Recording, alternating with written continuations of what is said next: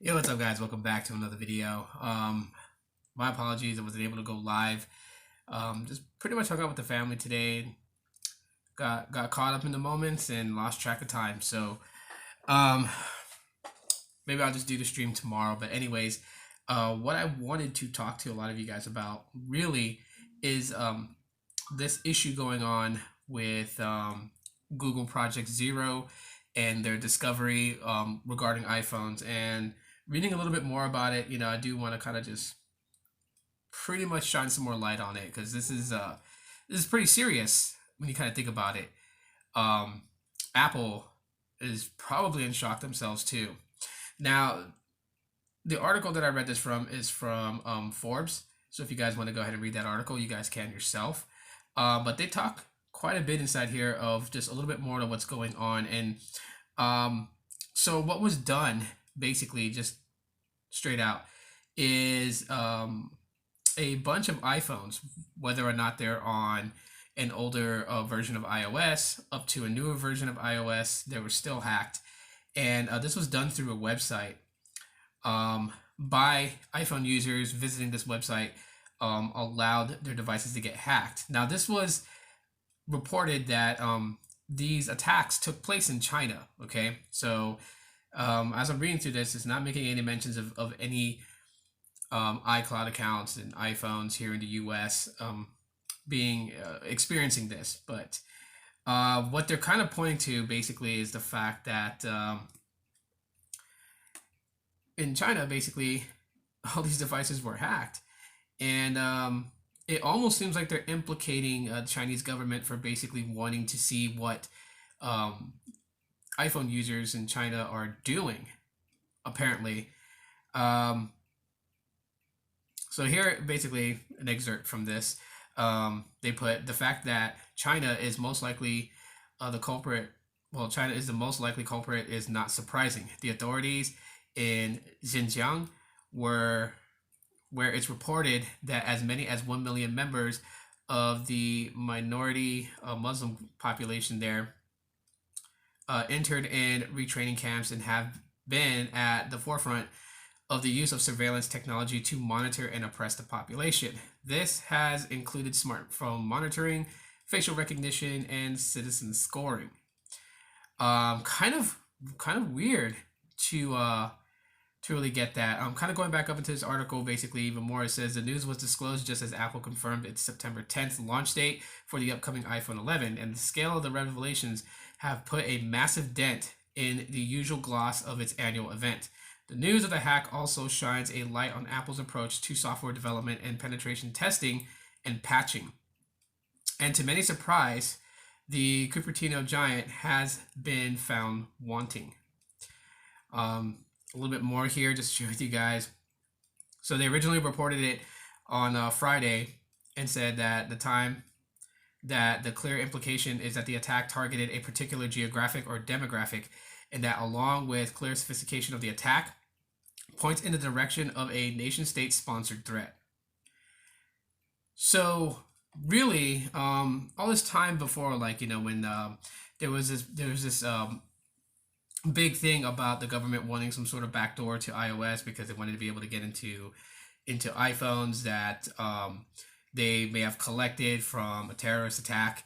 That whole issue, you know, it just brought out a lot. People were definitely upset in the fact that they wanted their privacy basically protected. And earlier, I stated that it's kind of crazy when people want their privacy protected, yet they share everything about their lives on social media. They make their lives an open book for anyone to read, yet they expect things to be private. But besides that, it seems that in China they found a way to do it. And this was, and what they said too was that the website was something that they knew that this group of people visited quite often, and they used that site to basically attack those users and their iPhones to be able to gain access to it. And they were able to gain access to a lot of things. Apparently passwords was some of the ones that were really vulnerable, so they can see passwords. They were able to get all kinds of information from said user's iPhone. It's really just in point in cases very concerning. If they can do that, right, then what's going to stop someone from here in the US being able to do that? That's the thing. And now that Google's Project Zero brought this to light to kind of, show. And let me just kind of put to bed something. So some people will say that this is a conspiracy. This is Google's way of tarnishing and damaging Apple right when they're about to unveil their new iPhone. Could it be that? Maybe. I'm not going to say Google's a saint, okay? However, the information is credible to a certain point, and quite frankly, I would want to know about this. If I was an iPhone user, I would want to know about this. And, you know, to hell with all the business stuff of launching a new smartphone and all this other stuff. Like, smartphones are so played out nowadays and so bland and boring that it's not something I think people should be arguing over or fighting about anymore, really. iOS, Android wars are pretty much lame and dead. There's not really any ground for either one to stand on to overpower the other. And today, it's not really about smartphones themselves, honestly. Like, to be quite honest with people, it's not about smartphones anymore. Like, the arguments are not about smartphones. It's about cameras. Because that's all I hear in, comparison videos that's emphasized the most, right? Even I have been guilty at some point of doing this, so I'm not just saying that other people are and I'm not. I've done it too, and I've seen what I've done with my review videos. I look back at my videos and see what I've done, see what worked and what doesn't work. That's the life of a content creator. You put up content, and then you look and you see what's working and what's not working. You kind of like position yourself off of it. And I'm guilty of it too. Like, we'll talk about specifications of a phone, we'll talk about the battery, we'll talk about the memory, we'll talk about there's various different features about it. And then when it gets to the cameras, that's where we emphasize a lot on, oh, the camera can do this, it can take photos in low light, it can it can shoot at 60 frames per second. And really, it's conditioned that way for a lot of people, because I see it in comments all the time, like, oh yeah, that phone's crappy because it doesn't shoot in 60 frames per second 4K, or it can only do that for like 2 minutes or 5 minutes or blah blah blah, right? Like, nothing else about the phone matters to a lot of people nowadays. So cameras seems to be that. So really, the whole point of like, oh, they're trying to sabotage Apple and their unveiling of the iPhone, it's like, it's not really a big deal anyways. Most iPhone users minimum hold their phones for like 18 months. Okay, so the odds chance of anyone upgrading to the iPhone 11 is a small amount. And I'm not saying small like only 100 people, but smaller in the fact that what Apple probably projects its fan base to, to come in and buy the iPhone 11, they're expecting billions in sales, and it could be only just in millions. So that's what I mean by small amount. And it's not just because, it's not saying that iPhone 11 is going to suck. It's just saying that, Apple keeps their products pretty much up to date, right? Like, the latest version of iOS really rolls all the way back to the iPhone 6s. They had just stopped support for the iPhone 6. So the iPhone 6s is generally going to be it going up. And even then, probably next year, the iPhone 6s is going to be dropped from support, and it'll just be as far back as the iPhone 7. So these things happen with Apple. They keep their devices pretty much up to date. So people tend to just not really see a reason to upgrade and spend $1,000 or over $1,000 on the phone, that their current phone is more than likely going to be updated to the same version of iOS. So sabotage, not the sole idea, but very much important that iPhone users know about this. Doesn't mean go into a panic and become super paranoid where you think that this is going to happen here in the US. No, I'm not trying to say that that's how you should be reacting to it, but you should pay attention and follow and understand what's happening, understand what Project Zero is shining light on, and understand and look to Apple to rectify. I mean, Apple is, still, on their P's and Q's about security. Honestly, they are. I mean, they're literally trying to find, the best solution to block jailbreaking. I think, what was it, not that long ago, they put out kind of like a bounty to see if anyone could actually jailbreak this next version of iOS that they were putting out. And if so, then yeah, obviously the person may have been compensated for it. But if they were unable to, then they pretty much did what they wanted done, which was to block jailbreaking on iOS. And that's a company's thing, because remember, Apple is closed up. Like, people got to kind of understand that Apple is not the same as Android. I mean, even though the operating systems are getting dangerously similar to each other, there's not really much of a huge difference other than, actual functionality of the user interface. At the same time, too, Apple doesn't want their stuff freely out there for just anybody to modify without their consent. They're closed. As where Android's open source, so things like rooting, is there in the Android community, and Google really doesn't frown too much upon it. Now, OEMs like LG and Motorola and them, they kind of frown upon rooting, and so that's the reason why they lock down bootloaders. And if you do root your device, they void the warranty on it, because from their perspective, they're not wanting to replace a device through warranty if you modified it yourself and did something wrong and damaged it yourself. That's the way that these OEMs think about it. They're in it to make money. They're not in it so you can learn about the operating system and how it functions and whatnot, so you can make modifications yourself. However, Google and Android, they really don't care. So that's why the source codes are put out, and that's why Google doesn't try and strive hard to block these developers on XDA from building custom ROMs. That's why, like with the Pixel phones and even the Nexus phones that came out, the bootloaders were never locked. It wasn't a big deal for Google and Android to lock down bootloaders to prevent people from modifying and creating their own custom versions of the operating system. But Apple is closed off, and so they're still currently trying to make sure that their versions of iOS, sorry, that was blasphemy right there. Forgive me, it's like 3 something in the morning. But in general, Apple does not welcome jailbreaking iPhones, right?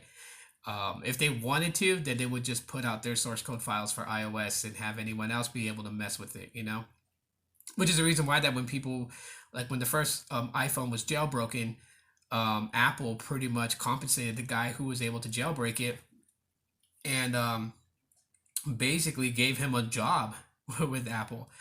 Because that guy basically figured out how to do it, and they wanted to make sure that he stayed within Apple. That's the reason why they hired him for a job, and he worked for Apple. It was for that fact. What better way, if someone found a flaw, an exploit in your operating system, and then was able to actually hack it? What better way to keep that under wraps and to have control of it? Instead of suing the person and putting them through all kinds of litigation stuff that you would think Apple would have done, they went ahead and did the opposite. They made friends with the person and brought them in and compensated the person well beyond what he's ever seen in his life, and gave him a job.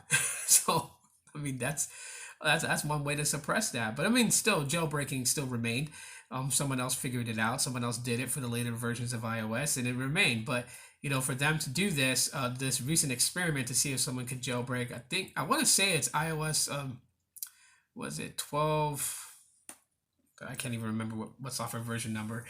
I know it is a version of iOS 12. They wanted to see if someone could jailbreak it, and I mean, I don't know if someone successfully did. I'll see if I can find something here. So I'll kind of pull this out, and let me just launch Chrome and see what the specifics was. But yeah, basically, let's see. Bounty to jailbreak.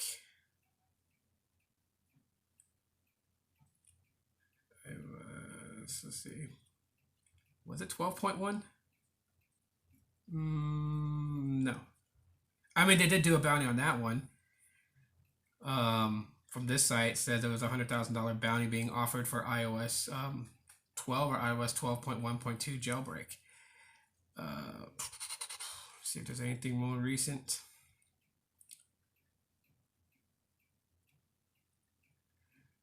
However,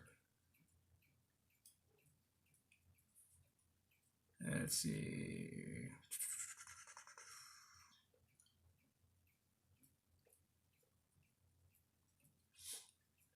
Oh, 12.4.1. So yeah, Apple always offers bounties. From what I'm just reading right now, I put up basically, Apple bounty for jailbreak, and then like I can see like various different versions. So I guess ever since iOS was basically jailbroken, they continuously offered a bounty to see if someone could jailbreak it. So who knows? I mean, I don't know. That'd be crazy because if I don't know. Anyways, kind of skewing off here. But yeah, back to the main point of this all. Back really back down to it. This is like running as a long video. Um, we really do need to worry about these things, and not just iPhone users, but even Android users have to worry about things like this.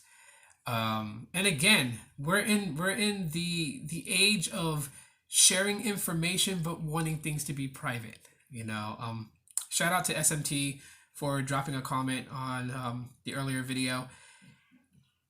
And yeah, it's a crazy thing. And I'm not poking fun at anybody. I'm not downplaying anybody. I'm not dissing anybody. But I'm just saying it's absolutely weird. I mean, I come from a generation growing up. We didn't really do a lot of these things. When I was growing up as a teenager, we weren't really heavy about sharing our personal life to strangers out on the internet. I mean, yeah, we chatted with people on AOL. When we had basic internet, dial-up internet back then, we didn't even have DSL. We just had dial-up. But even back then, we didn't have things like that. I mean, AOL chat was pretty much it. And, you had your buddy list and you could just chat, private chat with people or chat in the chat thread with a bunch of people. And that was really it. We didn't have Facebooks and stuff like that, and MySpace and things of that nature. We didn't have this sensation to always want to snap a photo of what we're doing and post it up. I mean, in my days, I would have thought that was weird if someone snapped a bowl of cereal and said, "I'm eating breakfast. This is my breakfast." Like, okay, really gives a F about it, but today people do care enough about other people's lives and what they're doing. People want to compare lives and see things from each other's, life, and who's doing better, who's doing what. Like, I mean, that's the thing. Like, the internet today is just really based upon that. It's like, ha ha ha ha, this is my life and I'm doing better than you, or I'm struggling and I need help, so I need to create a it's just, yeah, really crazy. It's just, yeah, this is, I don't know, the internet's just using so many weird ways. And call me an old fogey, call me a lame person or whatever, call me what you want, I really don't care.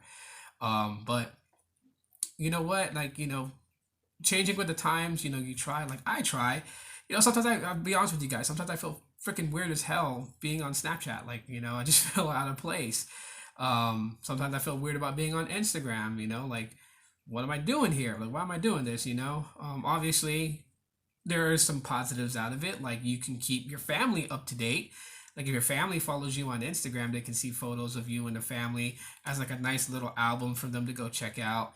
And Facebook, family, Google Plus when it used to be around. Um, I mean, yeah, there's some benefits out of it. You can stay in touch with family and not have to be in the same state. You can keep them up to speed with your daily life if you really want to follow your family members and stay in tune with them. But I mean, this whole thing with just sharing it random strangers. Gosh, it's so early in the morning.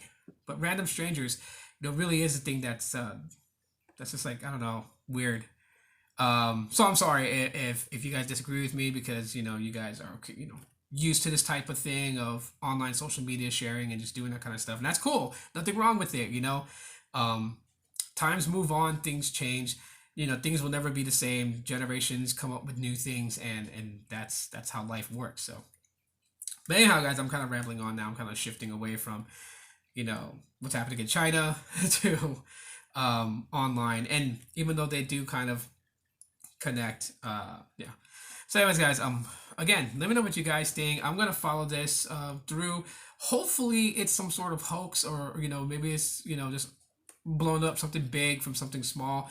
That would be really cool then, because I mean, I just hate the fact that people are getting hacked. I mean, just anyone in general, right? It totally sucks. And it definitely puts the fear in people, because people do use the internet now. Like, everything has become internet dependent almost, just about. Even applying for a job relies for you to apply online. Like, I've gone places and applied for a job and thinking I'm going to get a paper application to fill out right then and there, and they're like, "Oh yeah, head to our website and upload your resume there too." And I'm like, oh, everything's going online. So um yeah, with everything going online, definitely we have to worry about it. But again, leave me your thoughts and comments in the comment section of the video. Drop a like if you guys enjoyed it. And catch you tomorrow. We'll probably elaborate more tomorrow on the live stream. I will do a live stream tomorrow. And so yeah, that's it for now, guys. Thanks. And as always, aloha.